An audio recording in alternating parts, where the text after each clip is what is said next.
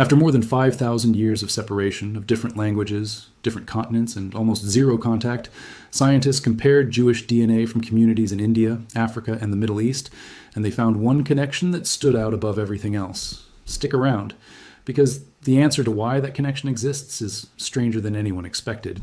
And there's a twist near the end involving one specific community that broke the pattern completely, and that twist is the real reason this research became so significant in the first place. Keep that one community in the back of your mind as we go, because everything before it will look completely different once you see how it breaks the pattern. Here's the setup. Jewish communities exist, and have existed for centuries, in places you might not immediately associate with Jewish history at all. Along the Konkan coast of western India, a community called the Bene Israel maintained Jewish religious practice for generations, largely isolated from the rest of world Jewry, with local oral tradition claiming descent from a small group of shipwrecked ancestors who arrived on the Indian coast sometime in antiquity. The exact date lost to memory, but the tradition itself preserved with remarkable consistency across generations. Further south in Kerala, the Cochin Jewish community built synagogues centuries old, trading spices alongside their Hindu, Muslim, and Christian neighbors along one of the world's oldest trade routes. In the highlands of Ethiopia, a community called the Bene Israel practiced a form of Judaism preserved in near total isolation from the rest of the Jewish world for so long that they had never even heard of the Talmud until modern contact was reestablished in the 19th and 20th centuries. And across Iraq, Iran, Yemen, and the broader Middle East, Jewish communities traced their presence back to the Babylonian exile, beginning over 2,500 years ago, some of the oldest continuously documented Jewish populations anywhere on Earth. 4 communities, 4 wildly different histories, 4 different continents, and, as you're about to see, one shared thread running underneath almost all of them, along with one glaring exception that took researchers years to fully explain. 4 communities, one shared thread, and one community that broke it completely in a way that ended up teaching researchers more than a clean, tidy result ever could have. That's the shape of the story you're about to watch, and it starts, appropriately enough, thousands of years before any of these communities ever existed at all. The question scientists eventually asked was deceptively simple. If you actually test the DNA of these communities, scattered across 3 continents, separated by vast distances and centuries of isolation from each other, what do you actually find? Are they genetically connected at all, reflecting the shared ancient origin that religious tradition has always described? Or did centuries of geographic separation and intermarriage with local populations erase any detectable genetic thread connecting them, leaving nothing but shared religious practice and memory as the remaining link between them? This is exactly the kind of question that, for centuries, only DNA evidence could really settle, because oral tradition and religious texts, however meaningful, cannot on their own distinguish between a real shared ancestry and a shared identity built entirely on faith and practice alone. Both explanations are entirely plausible on their own. Both would produce communities that genuinely believe, sincerely and correctly by their own religious standards, that they belong to the same broader Jewish people. Only one of them, though, would leave a specific, testable signature buried inside the DNA itself, and that's exactly what researchers went looking for.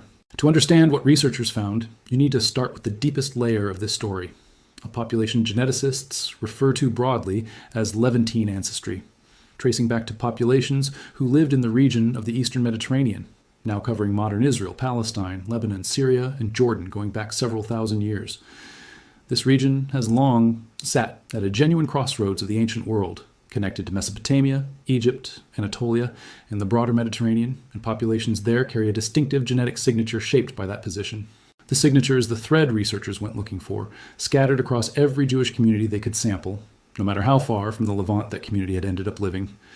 Think of it like a genetic fingerprint left behind by a specific ancient population, one that, if it survived at all, should theoretically show up in trace amounts in the DNA of any descendant community, no matter how many generations, how many intermarriages, or how many thousands of kilometers separated that community from its point of origin. Finding that fingerprint, or failing to find it, would answer the entire question this investigation set out to solve. Here's the first reveal, and it's the one that confirms what religious tradition has claimed for centuries, now backed by hard genetic evidence rather than text alone. When researchers compared Ashkenazi Jewish populations from Europe, Sephardi populations from Spain and the broader Mediterranean, and Mizrahi populations from Iraq, Iran, Syria, and Yemen, they found that despite living in dramatically different regions for well over 1,000 years, often speaking entirely different languages and having minimal contact with each other, these communities consistently clustered together on genetic ancestry charts, closer to each other than to their non-Jewish neighbors in whatever country they had lived in for centuries, a pattern holding up consistently across dozens of independently sampled populations. An Ashkenazi Jewish family from Poland and a Mizrahi Jewish family from Iraq, despite 1,000 years of separation across two completely different regions, share more genetic ancestry with each other than either shares with their immediate non-Jewish neighbors. Picture a Polish farmer and an Iraqi merchant standing next to their respective Jewish neighbors in the year 1900. Genetically, according to this research, each Jewish neighbor would actually sit closer to the other Jewish family, thousands of kilometers away and speaking a completely different language than to the non-Jewish farmer or merchant standing right beside them. That's not a subtle statistical nuance. That's a strong, consistently reproducible finding across dozens of independent studies conducted over the past 2 decades. That alone would have been a significant finding. But the real question, the one that pulled researchers toward India, Africa, and the wider Jewish diaspora, was whether this same pattern held up at the most extreme geographic distances imaginable. If Ashkenazi and Mizrahi communities, separated by a mere 1,000 years in a single continent, still shared this Levantine signal, what about communities separated by 2,000 years, 3 continents, and almost total isolation from the rest of world Jewry? That's the real test. Anyone could predict Ashkenazi and Mizrahi communities might stay connected, sharing a broadly similar Middle Eastern and Mediterranean world for centuries. Nobody could confidently predict what a community on the Konkan coast of India, or high in the Ethiopian mountains cut off from any meaningful contact with other Jews for the better part of 2 millennia, would actually show once researchers finally sequenced their DNA. Start with the Bene Israel of India. For most of their long history on the subcontinent, this community had essentially no meaningful contact with Jewish populations anywhere else in the world, preserving core religious practices like Sabbath observance and dietary law, while losing the Hebrew language itself and adopting Marathi as their everyday tongue, blending seamlessly into the surrounding cultural landscape of the Konkan coast for what may have been well over 1,000 years. Here's the second reveal, and it's the one that starts to make this investigation genuinely remarkable. When researchers compared Bene Israel DNA to broader Indian populations and to Jewish communities elsewhere in the world, they found a clear, detectable signal of shared Middle Eastern ancestry sitting alongside a substantial layer of local Indian genetic admixture, acquired through centuries of intermarriage with surrounding communities on the subcontinent. In other words, the Bene Israel are genuinely both things at once, genetically part Indian, reflecting 1,000 years of life on the subcontinent, and genetically connected to the same broad Middle Eastern ancestral pool found in Jewish communities on the complete opposite side of the world. Try to appreciate how remarkable that actually is. This is a community that, by the time researchers sampled them, no longer even spoke Hebrew as an everyday language, had adapted much of their dress, cuisine, and daily customs to blend into the surrounding Maharashtrian culture, and had gone, by most historical accounts, well over 1,000 years without any sustained contact with other Jewish communities anywhere in the world.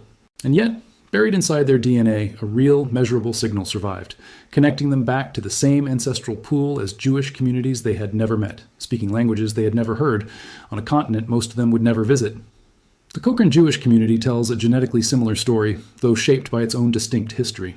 Kerala's spice trade connected the region to the Middle East for centuries, and unlike the more isolated Bene Israel, the Koshin Jewish community maintained periodic contact, and even later waves of Jewish migration from the Middle East arriving to join the existing community. Genetic analysis shows a similar layered pattern, a detectable Middle Eastern genetic core, combined with substantial South Indian ancestry, acquired through generations of local intermarriage, producing yet another population that is simultaneously, measurably both Indian and Middle Eastern in its genetic makeup. There's a small but telling difference between the Bene Israel and Koshin Jewish genetic profiles worth noting here. Because Koshin Jewish tradition describes periodic, ongoing waves of Middle Eastern Jewish migrants arriving to join the existing community over the centuries, rather than a single ancient founding event followed by total isolation. Their Middle Eastern genetic signal tends to run slightly stronger and more recent than the signal found in the more thoroughly isolated Bene Israel community. That subtle genetic difference lines up almost perfectly with the two communities' very different oral histories, an early striking example of DNA evidence independently confirming details of community-specific historical tradition. Here's where the story gets even more interesting, because it isn't only about broad ancestry proportions. Y chromosome research, which traces direct paternal lineages, passed largely unchanged from father to son, revealed something genuinely striking. A specific genetic marker pattern known as the Cohen modal haplotype, associated with the Jewish priestly lineage, the Kohanim, traditionally believed to descend directly from a single ancestor going back to the biblical figure of Aaron, shows up at notably elevated frequencies among men identifying as Kohanim across multiple, completely independent Jewish communities, including populations in the Middle East, Europe, and, in at least some documented cases, communities with much more geographically distant origins still. This is exactly the kind of evidence that can only be explained by a real, shared, and remarkably well-preserved paternal lineage, maintained across religious communities, separated by enormous distances and vast stretches of time, through a specific tradition of passing priestly status strictly from father to son. Researchers studying this marker found it at meaningfully elevated frequencies among self-identified Kohanim across genetically and geographically distinct Jewish communities that had almost certainly had no contact with each other for well over 1,000 years. A finding that would be almost impossible to explain by coincidence alone, and one that lines up remarkably well with a specific religious tradition of paternal succession that has been meticulously maintained, family by family, for well over 2,000 years. Now here's the moment where this investigation takes its most dramatic turn. The twist that changed how researchers understood the entire pattern. Travel from India to the highlands of Ethiopia, home to the Bene Israel community, and the genetic picture shifts in a way nobody was quite prepared for. The Bene Israel, sometimes historically referred to by the term Falasha, maintained an extraordinarily isolated form of Judaism for centuries in the Ethiopian highlands, preserving practices connected to the Torah, while developing in near total separation from the rabbinic Jewish tradition that shaped nearly every other Jewish community worldwide. Their religious texts were written in Ge'ez, the ancient liturgical language of Ethiopia, not Hebrew or Aramaic. Their calendar, their religious leadership structure, and many of their specific practices developed along a genuinely unique trajectory, cut off from the broader currents of Jewish religious development that connected virtually every other community discussed so far. When European Jewish travelers and later Western researchers first made sustained contact with the Bene Israel community in the 19th century, the encounter reportedly startled both sides. Neither community had any framework for understanding the other's version of Judaism, having developed independently in near total isolation for what may have been well over 1,000 years. Here's the third reveal, the one this entire investigation was really building toward. When researchers compared the DNA of the Bene Israel community to broader Ethiopian and Horn of Africa populations, and separately to Middle Eastern and other global Jewish populations, they found something genuinely different from every other community examined in this video. Unlike the Bene Israel, or Cochin Jews, who showed a clear, detectable Middle Eastern genetic signal layered on top of local ancestry, the Bene Israel showed overwhelming genetic similarity to surrounding Ethiopian and broader East African populations, with no clear, statistically strong signal connecting them to the Middle Eastern Jewish ancestral cluster found across every other community this video has covered. Run the same ancestry model that cleanly separated Bene Israel or Cochin Jewish samples into a Middle Eastern component and a local Indian component, and apply it to the Beta Israel, and the Middle Eastern component barely registers at all, statistically indistinguishable from zero in several published analyses. Sit with that for a second, because it's genuinely one of the most surprising findings anywhere in this entire field of research. Every other Jewish community examined, no matter how geographically distant, no matter how many centuries of isolation, retained at least some detectable genetic thread back to the shared Levantine ancestral pool. The Beta Israel, despite maintaining Jewish religious identity and practice with extraordinary dedication across centuries of isolation, showed genetics that looked, overwhelmingly, like their Ethiopian neighbors, rather than like Jewish communities anywhere else in the world. That's the twist you were told to hold on to earlier in this video, and here it is in full. Every distance-defying pattern this investigation had documented up to this point, India, Iraq, Yemen, Europe, all connected by a shared genetic thread despite enormous separation, simply doesn't appear in this one specific case, and figuring out why became one of the most debated questions in the entire field. This finding sparked real, and sometimes uncomfortable, scientific and cultural debate. Some researchers interpreted it as evidence that Beta Israel origins likely traced to a local Ethiopian religious movement, quite possibly ancient, that adopted Israelite religious practice and identity independently, rather than descending from a population that physically migrated out of the ancient Levant. Other researchers pointed out that religious conversion, followed by centuries of exclusively local marriage within Ethiopia, could produce exactly this same genetic pattern. Middle Eastern ancestry potentially diluted down to statistical invisibility after enough generations of intermarriage with the local population, similar in principle to how a small founding genetic signal can eventually become difficult to detect if a community doesn't maintain any degree of genetic separation from its surrounding neighbors over a very long period of time. Both explanations share a common thread worth noting. Neither one requires abandoning the Beta Israel's own understanding of their religious history. Both are fully compatible with a community that has genuinely, sincerely practiced a form of Judaism for well over 1,000 years. whatever the precise mechanism behind its origin turns out to have been, and both continue to be actively studied as more detailed genomic data slowly becomes available from Ethiopian populations more broadly. It's worth being genuinely careful and precise about what this finding does and does not mean, because it touches on something far more significant than an academic genetics debate. Jewish identity in Jewish law and in the lived experience of Jewish communities worldwide has never been defined by genetic ancestry alone. It is defined by religious practice, communal belonging, matrilineal descent through religious law, and formal conversion processes that have existed for thousands of years specifically to welcome people into the Jewish community, regardless of their ancestral origin. This recognition didn't wait for genetics at all. The State of Israel formally recognized the Bene Israel as Jewish and conducted major immigration efforts, most famously Operation Moses and Operation Solomon in the 1980s and early 1990s, bringing tens of thousands of Ethiopian Jews to Israel, a recognition based on religious and communal identity, not on a genetic test that, at the time, didn't even exist yet. Genetics can describe ancestry. It was never designed to, and should never be used to, adjudicate who does or does not count as authentically belonging to a religious or cultural community. This distinction matters enormously, and it's worth repeating clearly. A shared genetic signal is powerful evidence for shared ancestry. Its absence is not evidence against a sincerely held, centuries-old religious identity. Communities convert, adopt, and adapt religious practices for all kinds of documented historical reasons that have absolutely nothing to do with physical migration. And religious law, across essentially every major Jewish tradition, has long recognized formal conversion as producing full and complete Jewish identity, regardless of ancestry. With that important caveat firmly in place, the scientific puzzle itself remains genuinely fascinating, because it raises a real question this video has been building toward from the very beginning. If the Bene Israel don't show the same Middle Eastern genetic signal found in every other Jewish community examined, what does that tell us about how and why that signal survived so consistently everywhere else, across India, Iraq, Yemen, Europe, and North Africa, for 2,000 years or more? That question is where the deepest and most satisfying explanation of this entire investigation finally comes together. Here's the climax of the story, the part where all of these threads finally come together into a single, coherent explanation. The communities that retained a strong, detectable Middle Eastern genetic signal, the Bene Israel, the Cochin Jews, the Mizrahi communities of Iraq and Iran, the Sephardi communities of the Mediterranean, and the Ashkenazi communities of Europe, all share one crucial historical feature in common. Despite living for centuries among non-Jewish neighbors, each of these communities maintained a strong, sustained pattern of marrying primarily within their own religious community, generation after generation, for well over 1,000 years in most cases.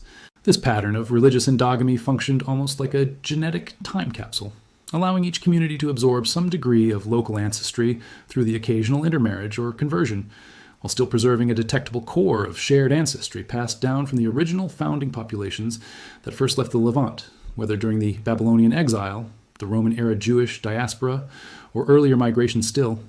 Each generation, this pattern effectively renewed the same genetic bet. Marry within the community, and the ancestral signal survives one more generation, slightly diluted, but still detectable. Marry outside it at scale, and the signal begins eroding toward statistical invisibility within a handful of centuries. Community after community, across radically different countries and historical eras, made the same choice, generation after generation. And the genetic record left behind is the direct, measurable result of that repeated, deliberate choice. The Bene Israel's genetic profile suggests something different happened in their specific case, either a founding event involving very few actual Levantine ancestors, whose genetic contribution eventually became statistically invisible after enough generations, or, as some researchers argue, an origin rooted primarily in local religious conversion and identity formation rather than physical migration from the Middle East at all. Both explanations remain genuinely debated among researchers, and newer genetic studies continue to refine this picture as sampling techniques and analytical methods keep improving. What is clear, and what makes this such a compelling scientific story, regardless of which specific explanation eventually proves most accurate, is that the broader pattern connecting Jewish communities across India, the Middle East, and Europe represents one of the most well-documented examples anywhere in human genetics of a shared ancestral signal surviving across enormous geographic distances and time spans, preserved specifically through sustained religious and cultural endogamy rather than through any kind of physical isolation like a mountain range or a desert. This is genuinely different from most of the population genetic stories covered on this channel so far. the genetic boundaries separating Punjabi communities, the layered ancestry shaping Kashmir, and the altitude-driven divide running through Nepal were all fundamentally shaped by geography, by mountains, distance, and the physical difficulty of travel and intermarriage across challenging terrain. The genetic thread connecting Jewish communities across India, Ethiopia, and the Middle East is shaped by something entirely different: a shared religious and cultural identity, maintained deliberately across thousands of kilometers of open ocean and land, with no mountain range or desert forcing the separation at all. People in Kerala and people in Yemen had every practical opportunity to intermarry freely into their surrounding non-Jewish populations. In most cases, for most of history, they simply chose, through sustained religious commitment across dozens of generations, not to, at least not at a scale large enough to fully erase the underlying genetic signal connecting them back to a shared point of origin. There's something worth pausing on here, because it reveals just how powerful cultural and religious practice can be as a force shaping human genetics, arguably even more powerful, in this specific case, than geography itself. A mountain range can separate two populations for thousands of years, without either group choosing that separation. Religious endogamy achieves something similar, but through deliberate human choice and communal commitment, repeated across dozens of generations, in dozens of different countries, under wildly different political and social conditions, from medieval Islamic Baghdad to colonial India to the Ethiopian highlands. Consider everything working against this signal surviving at all: political upheaval, forced migrations, periods of persecution that scattered communities further still, centuries of daily life conducted in languages, marketplaces, and social circles dominated by non-Jewish neighbors. Any one of these pressures, sustained long enough, could plausibly have worn the ancestral signal down to nothing. That it survived, clearly detectable, across so many independent communities facing so many different versions of exactly this pressure, is the real measure of just how effective sustained communal religious practice can be at preserving a biological inheritance across time. That such a consistent genetic pattern could emerge from purely cultural and religious practice, without any shared physical geography at all connecting most of these communities, is one of the more remarkable findings in the entire field of human population genetics. This research also carries real personal weight for members of these communities today. Many Bene Israel and Cochin Jewish families, along with their descendants now living in Israel, the United States, and elsewhere after 20th century emigration from India, have taken commercial DNA tests specifically hoping to understand exactly this question: whether their community's oral tradition of ancient Middle Eastern origin holds up against hard genetic evidence. For many, the results have offered a genuinely moving confirmation of a family and community history that had been maintained purely through oral tradition and religious practice for well over 1,000 years, without any documentary evidence beyond memory and faith to support it, until genetics finally offered a way to test it directly. Grandparents who had spent a lifetime insisting on a specific ancestral story, sometimes gently doubted or dismissed by younger, more skeptical family members raised in a more secular environment, have in several documented cases lived to see that exact story confirmed by a laboratory result, a rare and moving convergence of oral memory and modern science arriving at the very same answer. For the Beta Israel community, the genetic findings understandably carry more complicated emotional weight, given the debates they sparked about origin and authenticity. It's worth emphasizing again, clearly and directly, that these genetic findings have never been treated by mainstream Jewish religious authorities, by the State of Israel, or by the vast majority of the global Jewish community as grounds for questioning Beta Israel Jewish identity, which rests on religious law, communal recognition, and centuries of devoted practice under conditions of extraordinary isolation, and, at times, real persecution, not on a genetic test result. The Beta Israel endured centuries of hardship in Ethiopia, at various points facing land restrictions, forced conversion attempts, and social marginalization, precisely because of their unwavering commitment to Jewish identity and practice, a commitment that predates modern genetics entirely and does not require its validation. If anything, many observers find the Beta Israel story even more remarkable, precisely because it shows a community maintaining Jewish identity and practice with total conviction for well over 1,000 years, in complete isolation from the rest of world Jewry, whatever the specific genetic origin of that identity eventually turns out to be. Bringing all of this together, the connection that stood out most strongly across this entire investigation wasn't simply a shared genetic marker, though that mattered enormously as evidence. It was the discovery of just how effectively sustained religious and cultural practice, maintained across centuries and continents, can preserve a genetic signal that geography alone, without that cultural commitment, would never have kept intact. Jewish communities in India, Iraq, Yemen, and across the Mediterranean world, despite living for well over 1,000 years among entirely different host populations, speaking entirely different languages, and adopting many aspects of their local surrounding cultures, still carry a detectable thread connecting them back to a shared point of origin in the ancient Levant, a thread preserved not by mountains or oceans, but by generations of deliberate religious commitment to marrying within their own community, wherever in the world that community happened to have settled. If you want to understand where you or the people around you truly come from, the real answer sometimes has less to do with geography than with the choices communities make about who to marry and which traditions to preserve, generation after generation, across centuries and continents.